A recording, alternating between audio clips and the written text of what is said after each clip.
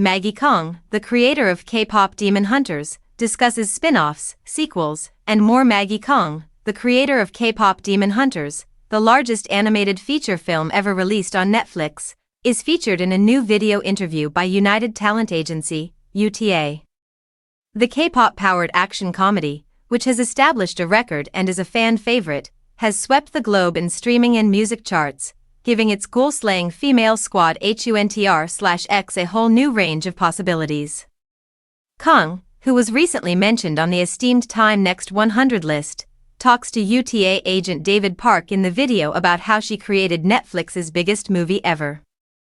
She discusses how she made sure the movie was authentically Korean, the value of humorous female characters, the effects of Korea's acceptance of the movie, what's next for Huntr/X's Rumi, Mira, and Zoe, and the one thing she regrets.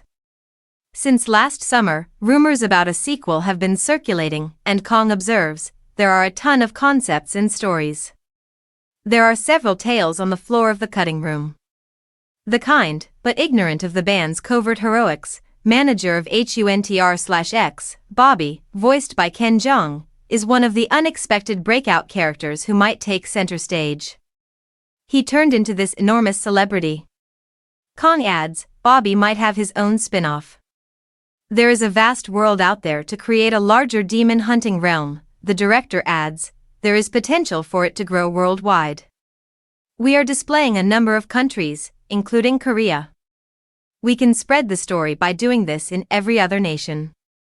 Creating well-rounded role models for the future generations was one of Kang's top priorities for this initiative. I wanted to create strong female characters, but I also wanted to create women that love comedy, which is why I love seeing young girls watch this, Kang says to Park. I want girls to understand that humor has a lot of power and that it requires a lot of confidence.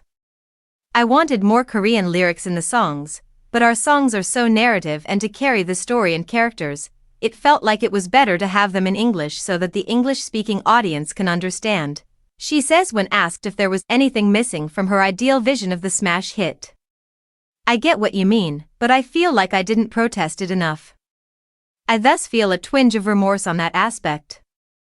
In a recent BBC interview, Kang said, there are so many elements of the tone and the comedy that are so suited for animation, in reference to the possibility that the animated smash may be adapted into live action.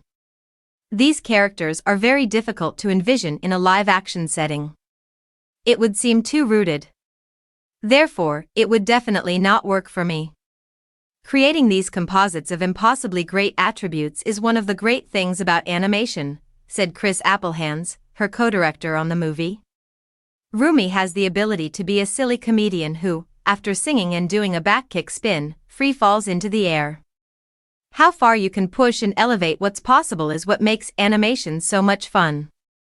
I recall that they adapted several anime series, and often, it simply seems a little stilted.